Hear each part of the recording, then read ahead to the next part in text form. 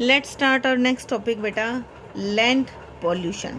Land gets polluted mainly due to the following. जो land pollution यानी जो हमारी धरती है, अर्थ है, वो कैसे पोल्यूटेड हो रही है? नॉन बायोडिग्रेडेबल वेस्ट होते हैं उनकी वजह से, क्योंकि वो चीज़ें ख़त्म तो हो नहीं पाती, वो ज़मीन पर ही रहती है, तो उनसे भी हमारा पोल्यूशन होता है। केमिकल वेस्ट फ्रॉम, जो फैक्ट्री से केमिकल आता है। Excessive use of chemical such as insecticide, pesticide and fertiliser. जब हम इस तरह की केमिकल चीज़ों का ज़्यादा प्रयोग करते हैं तो वो भी हमारे लैंड को पोल्यूट कर देती है। प्रिवेंटिव मेजर्स क्या क्या हैं बेटा, इनसे कैसे बचा जा सकता है? We must throw garbage and other waste material only in dustbin. हमें ये गार्बेज या दूसरा वेस्ट मटेरियल सिर्फ डस्टबिन में डालना चाहिए, इधर उधर नहीं फेंकना चाहिए। The dustbin should always be covered, और जो डस्टबिन है हमेशा कवर्ड होना चाहिए। We should separate the waste into biodegradable and non biodegradable. हमेशा हमें दो सेपरेट वेस्ट रखने चाहिए डस्टबिन, जिसमें एक में तो बायोडिग्रेडेबल यानी जो अपने आप ख़त्म हो जाएं, और एक नॉन बायोडिग्रेडेबल जो नहीं ख़त्म होते, उनको अलग से रखना चाहिए। Plastic should be recycled as far as possible.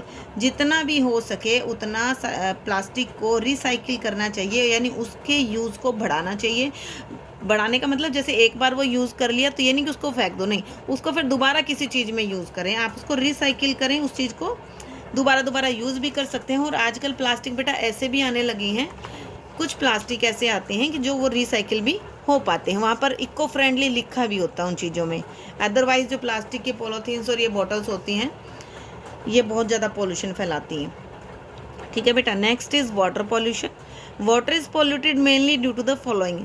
Water pollution निम्न जो नीचे लिखे हैं इन कारणों से होता है। इंडस्ट्रियल वेस्ट, जो ये फैक्ट्रीज़ का वेस्ट है, which are emptied into river by industry, जो कि नदियों में खाली कर दिया जाता है। Chemical fertiliser and pesticide which are carried to rivers by rain water. अब केमिकल होते हैं जो फैक्ट्रीज़ में यूज़ होते हैं, फर्टिलाइज़र्स होते हैं या पेस्टिसाइड्स होते हैं, खेतों में भी कई बार इनका यूज़ होता है। तो ये जब बारिश आती है तो बारिश के पानी आके उनके साथ आके और ये रिवर में मिल जाते हैं। Leakage of oil from ships into sea. समुद्र में जो जहाज चलते हैं बेटा, उनका भी ऑयल अगर लीक हो रहा है तो वो समुद्र में मिल जाएगा। ठीक है। Washing clothes and utensils and bathing animals in water bodies.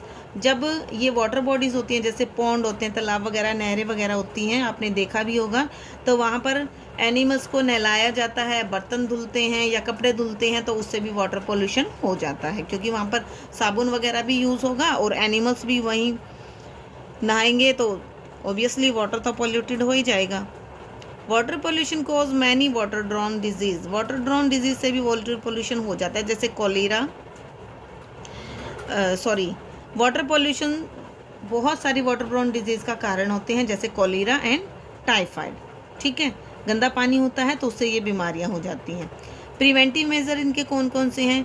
Factories can control water pollution. Factory जो है वाटर पोल्यूशन को कंट्रोल कर सकती हैं। कैसे? By installing a waste water treatment. एक वेस्ट वाटर ट्रीटमेंट को अपने वहाँ पे लगाएं, इंस्टॉल करें।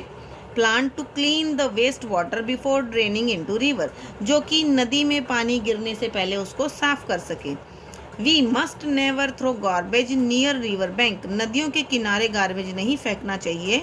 और into water bodies such as river and lake. River and lake जैसे इस तरह की वाटर बॉडीज़ में भी ये जो वेस्टेज है वो नहीं डालना चाहिए। River should not be use to bath animals and wash clothes. River में एनिमल्स को नहीं नहलाना चाहिए और कपड़े भी नहीं धोने चाहिए।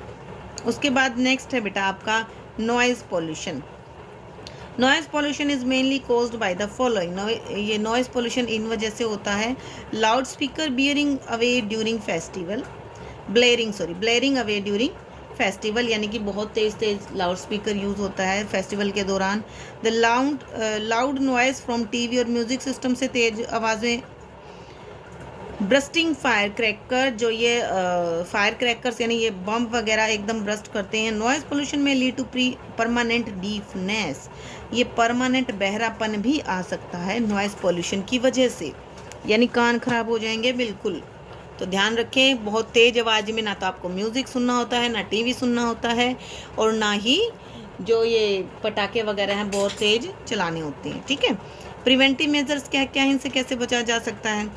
Keep the volume of the music system and television down at home, यानी कि टेलीविज़न और म्यूजिक सिस्टम की वॉल्यूम कम रखें, so that you do not disturb your family members और नेबर्स, ताकि आपके दूसरे फैमिली मेम्बर्स हैं और जो पड़ोसी हैं उनको आप परेशानी ना दें। While bursting crackers, the rule and laws enforced the government should be followed strictly. जो गवर्नमेंट ने रूल बना रखे हैं इन क्रैकर्स के लिए, उनका भी आप अच्छे से पालन करें।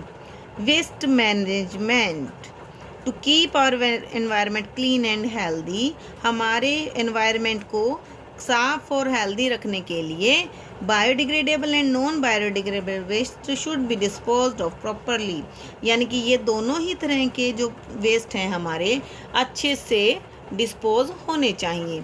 Most of the garbage and other organic waste material are not poisonous, जो ज़्यादातर गार्बेज होता है और ऑर्गेनिक वेस्ट होता है ये जहरीला नहीं होता, but the mixing of biodegradable and non biodegradable waste can be dangerous for the environment। हालांकि गार्बेज और ये ऑर्गेनिक वेस्ट डेंजरस नहीं है, लेकिन जब ये बायोडिग्रेडेबल और नॉन बायोडिग्रेडेबल मिक्स हो जाते हैं तो यह एनवायरनमेंट के लिए खतरनाक हो सकते हैं। Therefore, biodegradable and non biodegradable waste should first be separated and then disposed of। इसलिए सबसे पहला काम तो क्या करना है कि डिग्रेडेबल और नॉन बायोडिग्रेडेबल को अलग अलग करें, सेपरेट करना सबसे ज़्यादा ज़रूरी है। उसके बाद बेटा ये चूज़ द करेक्ट आंसर आप करेंगे, ठीक है, और ये बायोडिग्रेडेबल वेस्ट ये हम कल करेंगे। ओके।